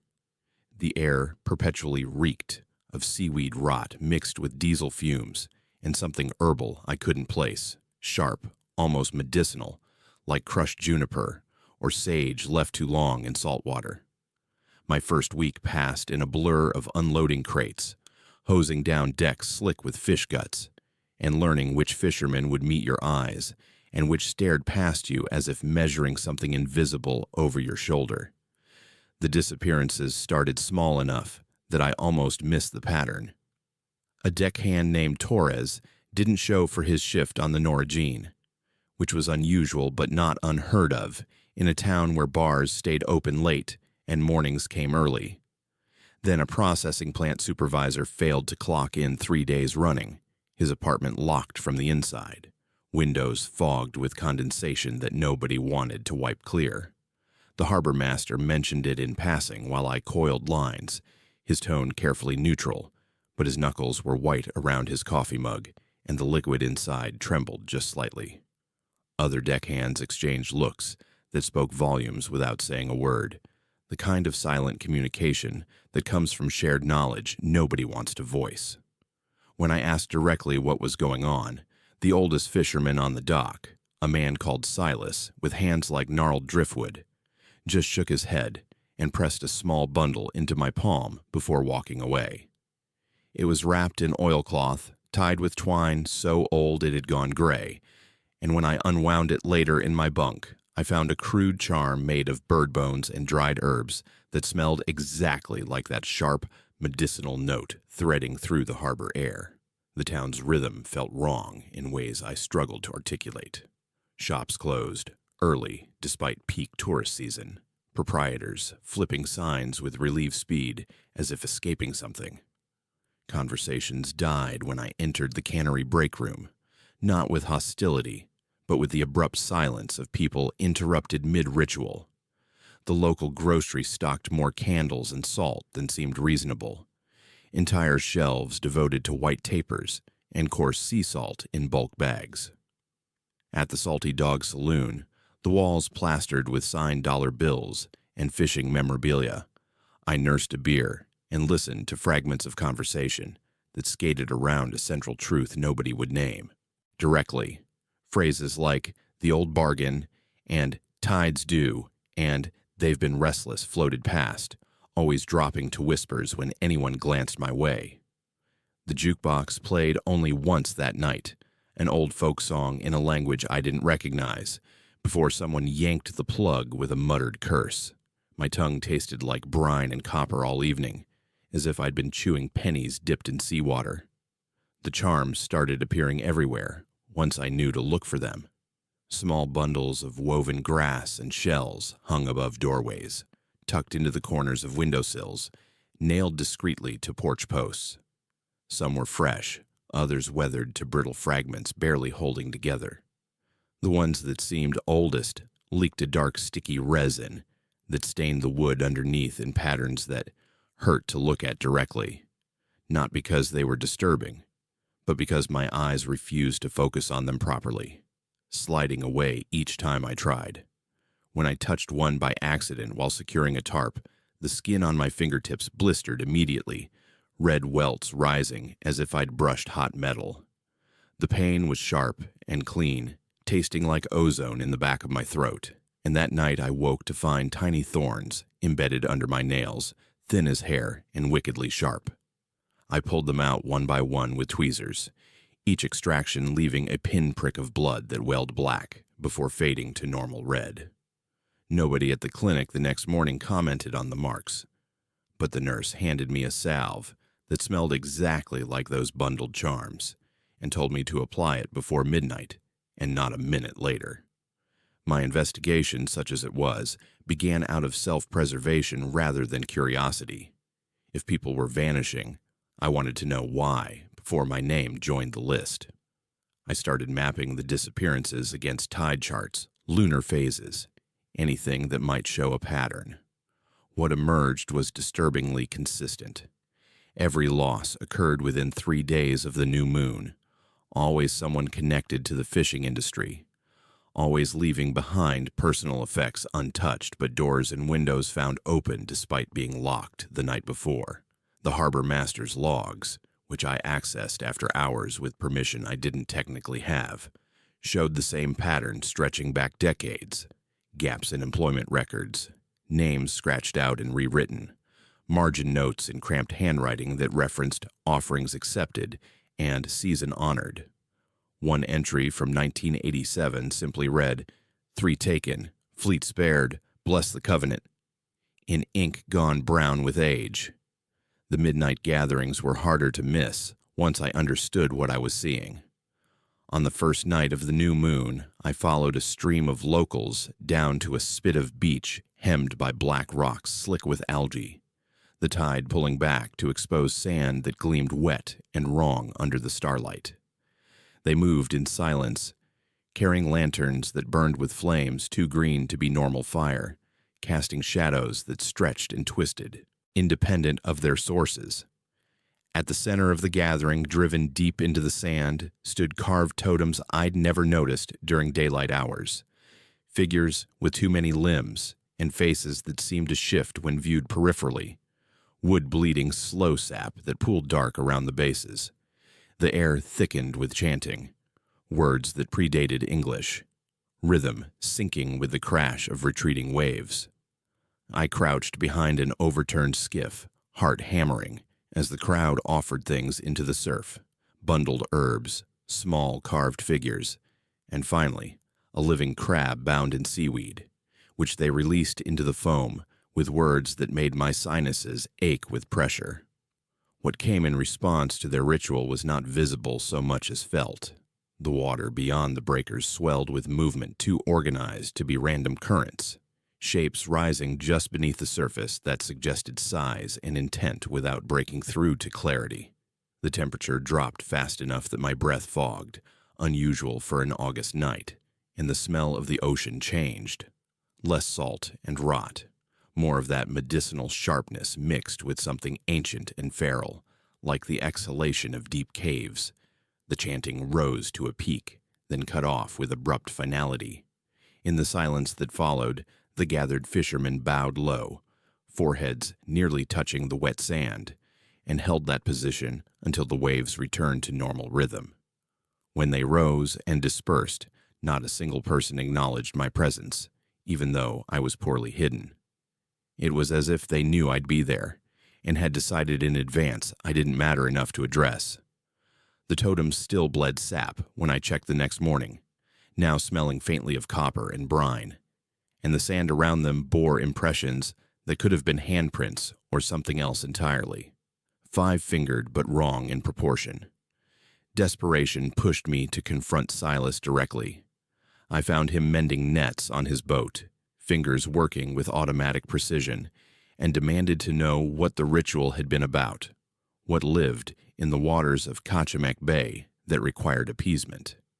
He didn't stop working as he spoke, voice flat and tired, explaining that Homer's prosperity had never been luck or skill. Generations ago, when the first fishermen settled the bay, they struck a bargain with something old that swam the deep channels, bountiful catches in exchange for tribute paid in human terms. Not every year, not at random, but when the tides turned a certain way and the moon hid its face, the bay demanded feeding. 3 offerings over the span of the fishing season, chosen by marks that appeared on the skin of the doomed, rashes that spread in spiral patterns, thorns growing under nails, a craving for salt water that drove them to wade into the surf until they vanished. "You've been marked," Silas said without inflection, finally meeting my eyes. "That charm I gave you might buy you days, maybe a week, but the bay's already tasted your scent. You're on the list." Panic is a strange teacher. It clarified my thinking while fracturing my sense of safety. The thorns had been the first sign, I realized. The blisters from touching the charm. The persistent taste of brine that never faded no matter how much fresh water I drank. The way my skin itched worst when I stood facing the bay. That night, alone in my rented room above the dockside bar, I stripped and examined myself under harsh fluorescent light. The rash had started, spiraling out from my left hip in a pattern that mimicked the tide charts I'd been studying. Whirls and eddies in her angry red that wept clear fluid, smelling like the ocean. When I pressed a finger to the center, my vision doubled briefly, and I heard singing. Not human voices, but something that resonated in my chest cavity like a struck bell, calling me toward deep water. I bandaged the rash and drank whiskey until my hand stopped shaking, but the singing never quite left, threading through the background hum of the building's plumbing and the creak of dock piling settling with the tide. Breaking the pattern seemed impossible until I considered what the bargain actually required. The offerings were always willing on some level, drawn by the marks until they walked into the sea of their own accord, compelled by changes in their own bodies and minds. But what if the marks could be redirected, the scent confused? I spent 2 days gathering everything I could find about folk protection: salt circles, iron filings, elder wood, rowan branches, none of which grew naturally in Alaska, but which the one occult shop in town stocked with grim efficiency. The shopkeeper, a woman with eyes like tide pools, asked no questions but handed me an additional item: a small vial of oil that smelled like burning hair and tasted, when I foolishly touched my finger to my tongue, like rancid fat and despair. "Anoint the marks," she instructed. "It won't break the covenant, but it might make you unpalatable." Might. The application of the oil was agony. It burned into the rash like acid, each spiral flaring white-hot before fading to numb cold. I bit through a leather belt to keep from screaming, thrashing on the floor of my room as the singing in my head rose to a shriek of fury. My skin felt like it was peeling away in sheets, though when I looked, it remained intact, just flushed and weeping. The smell in the room turned foul, sulfur and char, and underneath it all, that sharp herbal note now gone sour and wrong. When the pain finally subsided hours later, the rash had changed. Instead of whorls, it now showed a jagged, broken pattern, as if something had tried to write on my skin and been interrupted mid-sentence. I slept for 16 hours straight, dreamless and heavy, waking to find the tide had turned 3 times, and I was still in my bed, still breathing, still whole. The next new moon, I did not attend the beach ritual, but I watched from a distance with binoculars hidden in the rocks above the gathering site. The fishermen performed their rites as before, but this time when the shapes rose in the water, there was hesitation. The movement beneath the waves circled, searching, and the chanting took on a strained, desperate edge. No one walked into the surf. No one was taken. As the moon remained hidden and the ritual stretched past its usual duration, I saw the totems begin to crack, sap flow reversing, pulling back into the wood. The fishermen's voices faltered. When dawn broke and the tide returned, the crowd dispersed in silence, but there was fear in their movements now. Glances cast over shoulders, hands touching charms with shaking fingers. Silas found me at the docks 3 days later. He looked older, skin gone gray, hands trembling as he gripped a railing. "You cheated it," he said, not quite accusingly, more with weary resignation. "The bay doesn't forget, and it doesn't forgive. Maybe it can't touch you now, but it's still hungry." I asked what would happen to the fleet, to the town, if the bargain wasn't honored. He just shook his head. That night, every boat in the harbor vanished. Not stolen. The lines were still tied, the moorings intact, but the slips sat empty, water undisturbed, as if the vessels had simply ceased to exist. In the morning, the entire fishing fleet reappeared simultaneously as the tide came in, but every hull was scraped clean of paint, and every name had been replaced with the same word carved deep into the wood in a script that predated any language I recognized. I left Homer the next day. The harbor master didn't try to stop me, just handed me my final paycheck in cash and looked past me at the bay with eyes that held no hope. As I drove north, away from the coast, I felt the marks on my skin pulse once, a final reminder before going dormant. But dormant isn't gone. Even now, years later, and hundreds of miles inland, I wake some nights with the taste of brine on my lips and the sound of singing threaded through my pulse. My veins map routes I've never traveled, spirals that match the tide charts of Kachamak Bay. The bargain might not be able to claim me, but I carry its mark still, a compass always pointing toward water I will never swim in again. And sometimes, in the quiet hours before dawn, I wonder what I displaced when I refused my role. Whose name got carved into those holes instead? If something ancient offered your town everything you needed but demanded blood in return, would you pay it? Or run knowing someone else would suffer your debt? Tell me honestly below. My name is Alaskan, and I'm writing this testimony because the authorities won't listen, and the doctors think I've lost my grip on what's real. But someone needs to know what waits inside the Anton Anderson Memorial Tunnel before it spreads beyond the mountain. May 2012 should have been routine.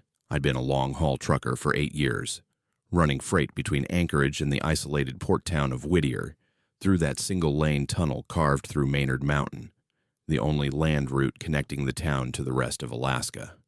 The tunnel operates on a schedule, alternating directions because it's too narrow for two-way traffic. And anyone who's driven it knows the feeling of being swallowed. 2.5 miles of concrete tube lit by sodium lights that turn everything the color of old bruises, water dripping constant from the ceiling, the oppressive weight of rock pressing down from all sides.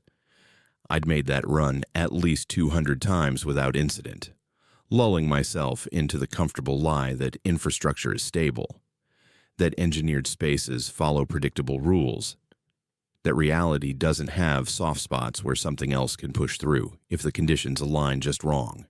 The storm rolled in from the sound with unusual aggression, battering Whittier with winds that made the whole town, barely more than a single residential building and some warehouses, shudder in its foundations.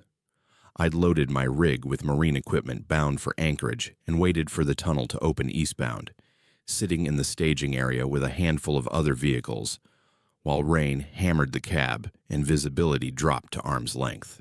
The tunnel operator's voice over the radio sounded strained, words clipped, and he cleared our group through 10 minutes later, then scheduled without explanation. I fell into line behind a sedan and ahead of a pickup, headlights reflecting off wet pavement, and entered the tunnel's mouth with the same dull resignation I always felt, passing from open air into that artificial intestine. The temperature dropped immediately, the heater in my cab struggling against the chill that seeped through the walls, and the familiar smell hit: damp concrete, diesel fumes, and something metallic underneath, like licking a battery terminal or tasting blood from a bitten cheek. The first sign something was wrong came about a quarter mile in. The sodium lights, usually spaced at regular intervals, creating a rhythm of brightness and shadow, began to flicker in patterns that didn't sync with electrical surges. Instead, they pulsed in waves that moved against our direction of travel, darkening sequentially from deeper in the tunnel outward, as if something ahead was inhaling light. My radio crackled, the pickup driver behind me asking if anyone else saw it, but his voice distorted mid-sentence into something that wasn't quite static. More like whispers, layered so thick they blurred into white noise, syllables that hooked at the edge of comprehension before sliding away. I gripped the wheel tighter, knuckles going white, and focused on the taillights of the sedan ahead, trying to anchor myself to that simple red glow. The air pressure inside the cab shifted, a subtle increase that made my ears pop and my sinuses ache, as if we were descending into depth, though the tunnel stayed level. My tongue started to taste wrong, not the metallic tang I expected, but something sharper, more chemical, like ozone mixed with battery acid, and underneath it a flavor I can only describe as void, the taste of nothing trying to become something. Halfway through, the concrete walls began to change. Not dramatically, not in ways I could point to and say, there, that's wrong, but in peripheral wrongness that made my eyes refuse to focus. The damp patches spreading from cracks in the ceiling didn't follow gravity correctly. Water creeping upward in thin rivulets that branched like veins or roots. The texture of the walls seemed to ripple when I wasn't looking directly at them. Surfaces bulging inward as if something on the other side was pressing against the barrier from within solid rock. The overhead lights that still function cast shadows that bent at angles contradicting their sources, my own truck silhouette stretching across the ceiling, and looping back toward me like a Mobius strip. I blinked hard, trying to clear what I assumed was eye strain, but the distortions intensified. Geometry inside the tunnel started to feel negotiable rather than fixed. The walls not quite parallel, the road surface tilting in ways that didn't translate to the steering wheel, depth perception collapsing so I couldn't judge whether the sedan ahead was 20 feet away or 200. The radio died completely then, not to static, but to something worse. A sound like voices speaking in frequencies just below human range, a rumble that vibrated through the cab's metal frame and into my bones. I could feel it in my chest cavity, a resonance that made my ribs ache and my teeth chatter, even though I clenched my jaw. The words, if they were words, had a rhythmic structure that suggested language, but not one built for mouths and tongues. It was mathematics trying to communicate, geometry attempting speech, and hearing it made something in my brain twist uncomfortably. My vision began to double at the edges, layers of reality slightly offset from each other, so that I saw multiple versions of the same tunnel occupying the same space. One with walls intact, another with concrete peeled back to expose writhing darkness underneath. A third, where the tunnel had no walls at all, just an infinite void punctuated by points of light that might have been stars or eyes. Blinking didn't resolve the images back into singular truth. Instead, each blink shuffled which version felt most real in that moment. The sedan ahead started to slow erratically, brake lights flaring in patterns that spelled panic. Through my fractured vision, I watched it drift toward the right wall, corrected sharply left, then simply stopped in the middle of the lane. I hit my own brakes, the anti-lock system chattering, and came to rest 20 feet behind it. The pickup stopped somewhere behind me. I could see its headlights in my mirrors, but the light didn't behave correctly, bending mid-air and reflecting off surfaces that shouldn't exist. For a long moment, nobody moved. Then the driver's door of the sedan opened, and a figure stepped out silhouetted against my headlights. They walked back toward my truck slowly, too slowly, as if moving through syrup, or as if they were forgetting how legs worked between one step and the next. When they reached my window and looked up at me, I nearly screamed. Their face was wrong, not disfigured, not monstrous, but wrong in the same way the tunnel walls were wrong, as if I was seeing 3 or 4 slightly different versions of the same person layered imperfectly, expressions not quite matching, eyes focused on points that didn't occupy the same coordinates in space. They opened their mouth, and the resonant not voice came out, words I couldn't hear with my ears, but felt directly in my skull. Can you see it too? I couldn't answer. My throat had closed, tongue frozen to the roof of my mouth. The figure pointed back the way we'd come, arm bending at an extra joint that appeared halfway through the motion before snapping back to normal anatomy. When I forced myself to look past them down the tunnel toward Whittier, I saw what they meant. The tunnel no longer extended in a straight line. Instead, it curved in 3-dimensional space that curved through 4 dimensions, looping and folding, through geometries that shouldn't fit inside a mountain. The walls had become porous, not crumbling but dissolving into intricate lattices that showed darkness beyond, and in that darkness shapes moved, vast, slow-moving forms that suggested scale beyond comprehension, structures that might have been living or might have been architectural, existing in spaces perpendicular to the 3 dimensions my mind could process. Staring at them induced immediate nausea, my brain rejecting the input, trying to file what I was seeing under categories that didn't apply. My eyes began to water, hot tears streaming down my face, and I realized I was tasting something new, copper and ash and burnt plastic, the flavor of reality failing its own stress test. The pressure inside the cab increased again, sharp enough that my vision went red at the edges, and blood vessels burst in my nose, hot liquid flooding over my lips.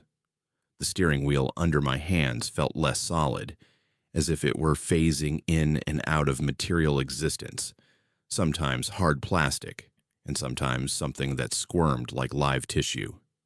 The dashboard lights flickered through colors that don't exist in standard spectrums, shades I have no names for, pigments my retinas weren't designed to register, but did anyway, burning, after images into my vision that persist even now. The figure outside my window began to come apart, not violently, but matter-of-factly, like a video pausing and corrupting, pixels scattering into component parts that drifted upward against all physics. They didn't scream. Their expression, in the fractured second before coherence failed entirely, was relief. I don't remember deciding to drive. Instinct, or madness, or the distant memory of how cause and effect was supposed to function took over, and my foot found the accelerator.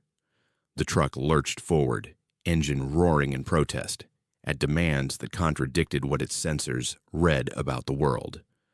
I swerved around the abandoned sedan, nearly clipping its bumper, and accelerated into the impossibility ahead.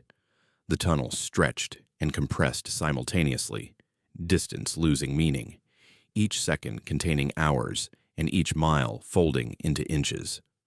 The walls closed in, then receded to cathedral vastness, then inverted entirely so I was driving on what had been the ceiling, while gravity tugged sideways, and the engine screamed in directions it wasn't built to scream. The shapes in the darkness beyond the dissolving concrete turned their attention toward me. I can't explain how I knew they were looking, since they had no eyes that corresponded to anything biological, but their regard was unmistakable. A weight pressing into my mind like fingers, spreading the folds of my brain to see what memories tasted like. At some point, though I can't pinpoint when, the tunnel began to reverse. Not its physical structure, but its relationship to reality, concrete reasserting itself over void, geometry snapping back into configurations that could exist in 3 spatial dimensions. The pressure released with a pop that made my ears bleed, and suddenly I was driving through a normal tunnel again, lights steady, walls solid, no impossible angles or extra-dimensional observers. My speedometer read 90, far too fast for the space, and I had to brake hard to avoid slamming into the portal at the eastern end. Daylight beyond looked artificial at first, too bright and too flat. But when I emerged into it, the storm had passed, and normal Alaska waited. Gray sky, wet pavement, mountains that stayed where mountains belonged. The pickup never came out. Neither did the sedan or its driver, though I'd passed them in some version of the tunnel that might not have been the same one they'd stopped in. Authorities who responded to my frantic radio call found nothing unusual when they drove through from both directions. Maintenance crews reported no anomalies, no structural damage, no evidence of the reality stress I'd witnessed. They checked surveillance feeds that showed my truck entering and exiting at normal speed. Nothing strange visible in the footage, though. When I watched it myself, the timestamps were wrong by 47 minutes I can't account for. Medical staff treating my nosebleeds and burst capillaries noted unusual trace elements in my blood, rare earth minerals that have no biological pathway into human systems, isotopes that don't occur naturally on Earth. Psychiatric evaluation labeled me traumatized, possibly hallucinating from carbon monoxide or stress, and recommended I not return to that route. But here's what they can't explain. Maps of the tunnel now show fractional differences in length, depending on which direction you measure. Compass readings inside drift several degrees off expected magnetic north without pattern. Drivers who make the run regularly report increasing disorientation, time distortions, electronics failing in ways that reset once they exit. The tunnel's concrete has developed microscopic cracks in patterns that, when photographed and analyzed, resolve into mathematical formulas describing spaces with non-integer dimensionality. Samples taken from the walls contain crystalline structures that don't match any known mineral, growth patterns suggesting they're spreading slowly outward into the surrounding rock. I still have fragments of those structures under my own skin. The doctors can see them on X-rays. Lodged in my sinuses and lung tissue, angular, and impossible, growing incrementally each year. I don't drive anymore. Can't really, not after learning that infrastructure is just temporary agreement that reality will behave, and agreements can be renegotiated by parties we never consented to negotiating with. Some nights, I wake up tasting void and ozone, feeling pressure behind my eyes as if something is trying to see through them from the inside out. My reflection in mirrors occasionally lags, moving a fraction of a second after I do, or shows me standing in places I'm not, still inside that tunnel, layered across versions where I never made it out, driving forever through folded space while something vast and patient decides whether material existence is a state I'm allowed to maintain. The authorities think I'm unreliable, a traumatized woman whose story doesn't match physical evidence. Maybe they're right. Maybe I've been unreliable since May 2012, a corrupted file still running, unaware that the substrate I'm operating on dissolved miles back in a tunnel that doesn't always connect the same two places. If you drove into a tunnel and space started folding wrong around you, would you floor it or stop? And does it matter if the choice was never really yours?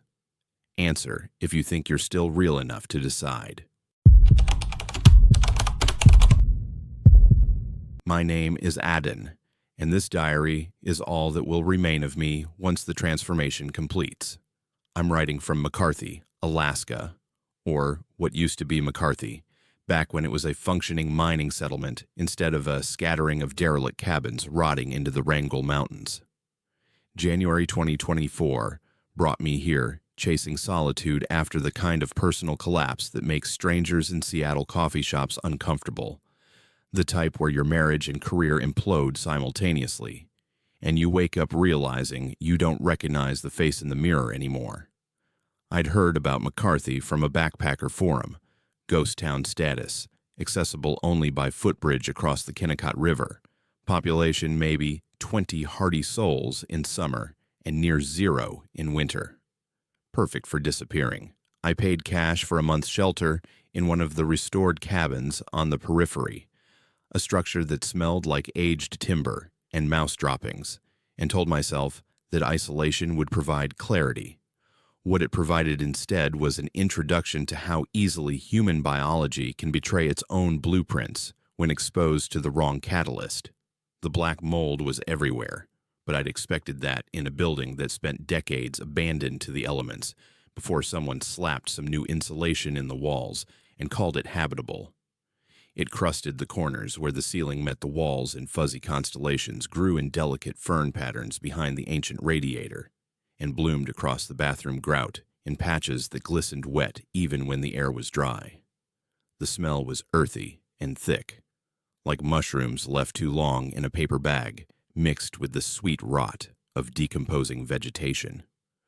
I scrubbed what I could reach with bleach that first week, choking on fumes in the unventilated space, but the mold returned overnight, spreading faster than seemed biologically reasonable. By the 10th day, I stopped fighting it. Depression has a way of making you stop caring about things like air quality and basic maintenance. I slept. I ate canned food heated on a camp stove. I stared at frozen mountains through frost-patterned windows, and I breathed in spores with every inhalation, pulling them deep into lung tissue that had no evolutionary framework for what was coming. The itching started on day 12, focused on my left forearm. At first, I assumed dry skin, winter air, poor hydration, the kind of minor irritation you ignore. But scratching made it worse, and by evening the skin had raised into a series of small bumps arranged in a line like insect bites. They wept clear fluid when I pressed them, leaving my fingers sticky and faintly numbing, a pins and needles sensation that crawled up toward my elbow. That night, I woke to find the bumps had darkened to bruise purple and spread, new clusters emerging across my chest and down my right thigh in branching patterns that looked disturbingly like root systems. The itching had evolved into something deeper, a sensation beneath the skin, as if my muscle fibers were unraveling and reknitting into different configurations. I took antihistamines that did nothing and tried to convince myself it was an allergic reaction that would peak and fade. The taste in my mouth said otherwise. Earthy and mulchy, like biting into raw forest floor. A flavor that coated my tongue and didn't wash away, no matter how much water I drank. By day 15, denial was no longer possible. The raised areas on my skin had begun to split, not bleeding, but opening into shallow fissures that revealed something underneath that wasn't subcutaneous fat or muscle tissue. It was fibrous, pale green threaded with black, and it moved with a rhythm independent of my pulse. When I touched one of the openings with a fingertip, the material responded, thin tendrils questing upward to wrap around my finger like affectionate vines before I jerked away in revulsion. The splits didn't hurt, which was somehow worse than if they had. Pain would have been a normal biological response, but this was my body welcoming the intrusion, collaborating with it. My joints started to ache constantly, a deep grinding sensation accompanied by audible pops and clicks when I moved, as if cartilage was being dissolved and replaced with something more flexible but fundamentally wrong. I could bend my fingers backward, farther than they should go, knuckles hyperextending without resistance, and when I looked closely at the skin on my hands, I could see faint networks of dark lines spreading beneath the surface, like mycorrhizal networks threading through soil. I tried to leave on day 18, packed my bag, bundled into every layer I owned, and made it as far as the footbridge before my legs buckled. Not from weakness, but from wrongness. The muscles spasmed, knees bending at angles that don't exist in human anatomy, and I collapsed onto the frozen planks, feeling things shift inside my thighs, bone structure adjusting itself to accommodate new growth. The pain was exquisite and brief, like joints dislocating and immediately stabilizing in alien configurations. When I managed to stand again, my gait had changed. I moved with a lurching, plant-like sway, balance distributed differently, and each step sent vibrations up through my spine that felt like roots seeking purchase in soil. I turned back toward the cabin, not entirely convinced the decision was mine, my body pulling me toward shelter with the same blind insistence of a seed germinating toward darkness. The taste in my mouth had intensified, earthy and rich and nauseating, and when I spat, the saliva came out tinged green. The diary entries from days 19 through 23 are fragmentary because my hands were changing shape, fingers elongating and losing their distinct separations, webbing growing between them that made gripping a pen increasingly difficult. The swelling had become grotesque, limbs engorged to twice their normal size, skin stretched translucent enough to see the structures beneath, not veins and arteries, but branching filaments that pulsed with fluid that wasn't blood. My torso bulged asymmetrically, ribs pushing outward on one side where something was growing against them from the inside, pressing with patient insistence. I stopped eating because my throat had narrowed, and swallowing felt like forcing matter through tissue that wanted to reject it. But I didn't feel hunger. Instead, I felt a different kind of need, a pull toward the cabin's darkest, dampest corners, where the mold grew thickest. I found myself crouching there for hours, skin pressed against the black fuzz, and swore I could feel nutrients passing through my skin, feeding into the network that was overwriting my biology one cell cluster at a time. The worst part wasn't the physical transformation, but the awareness that accompanied it. I remained conscious, thoughts clear even as my body became unrecognizable, and that clarity forced me to witness every stage of what I was becoming. My reflection in the bathroom mirror showed something, that retained my face only as a suggestion, features smoothing and flattening, eyes sinking deeper into sockets that were reshaping into hollows, better suited for spore production than sight. My hair had begun falling out in clumps, replaced by fine filamentous structures that grew from my scalp and waved gently even in still air, sensing humidity and light in ways hair never could. When I opened my mouth, The inside was lined with pale fungal growth, tongue thickening into a structure more useful for distributing spores than forming words. I tried to speak and produced only wet, clicking sounds, consonants impossible when your palate has become a fruiting body. Day 26 brought the first attempt at amputation. Desperation or residual survival instinct convinced me that cutting away infected tissue might slow the spread, and I still had enough hand function to grip a knife. I chose my left arm, already so distorted it barely looked human, and sawed through what I thought was the bicep. No blood came out. Instead, the wound wept thick amber fluid that smelled like fermentation, and the exposed interior showed chambers and channels rather than muscle fibers, structures that looked grown rather than developed. Worse, within minutes of the cut, the severed edges began producing new growth, tendrils reaching across the gap to reconnect, knitting back together faster than I could saw through them again. The regeneration wasn't healing. It was proliferation, the fungal network treating damage as an opportunity to expand. I dropped the knife when my hand spasmed involuntarily, fingers curling into a configuration that couldn't hold tools, only grip and spread like roots, finding cracks in stone. By day 30, I could no longer stand upright. My spine had curved into a hunched arch, shoulders drawing forward and down, posture optimized for something quadrupedal, or perhaps something that no longer moved at all. My legs had fused partially at the thighs, skin growing together in sheets, mobility reduced to shuffling drags across the cabin floor that left trails of spores in my wake. The walls around me had changed too, colonized by accelerated growth that spread from every surface I'd touched, black mold flowering into complex structures, shelves and brackets, and cap-like formations that released visible clouds of spores with every air current shift. The cabin was becoming an extension of whatever I was turning into, or perhaps I was becoming an extension of it, distinctions between organism and environment blurring into irrelevance.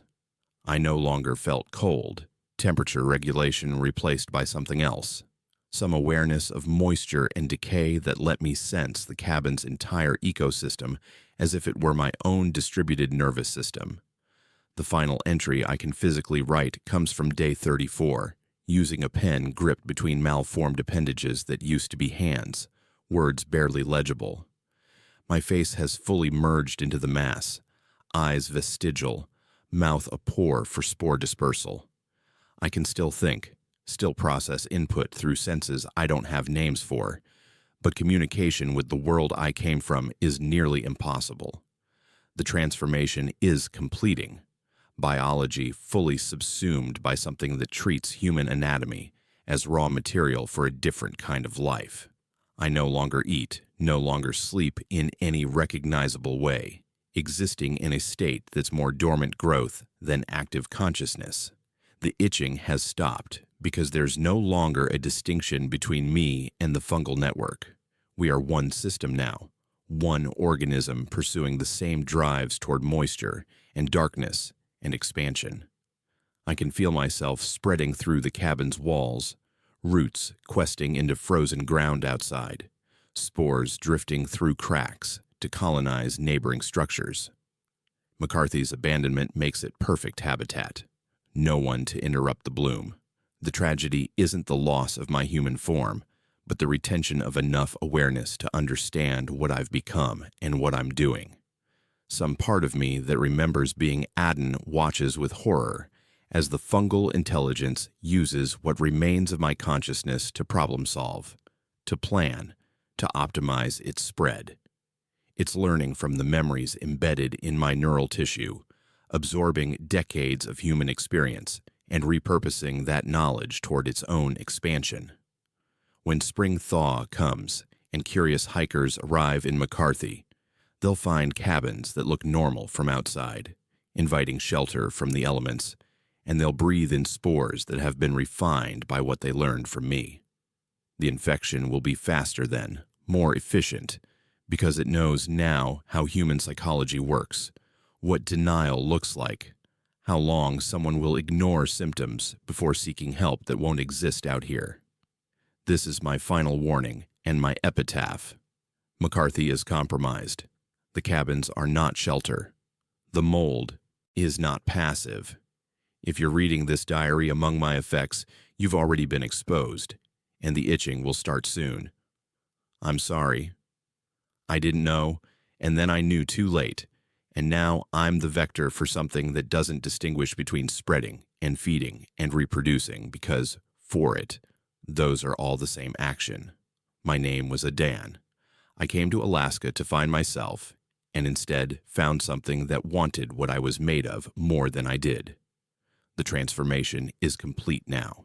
This hand that writes isn't mine anymore, just a tool the bloom is using for one last communication before it dissolves into the network fully. If you can run, run now. If you can't, document what comes next. Maybe someone will learn. The cabin is empty when they find it weeks later. No body, just spores, and strange growths coating every surface, and a diary that ends mid-sentence, pen dropped on blank pages that have already started to bloom. Would you cut off infected limbs to save yourself, or is some contamination too deep to carve out? Tell me what you do when your own cells turn traitor. These 8 Alaskan nightmares reveal how isolation transforms ordinary places into feeding grounds for the unexplainable, from whispers in tundra to flesh consumed by fungal bloom. Alaska's darkness never sleeps. If these true terrors chilled you, subscribe to Black Fears for more stories that blur the line between documented and damned. Comment which tale haunted you most. Stay fearful, stay watching, and remember, the cold always remembers.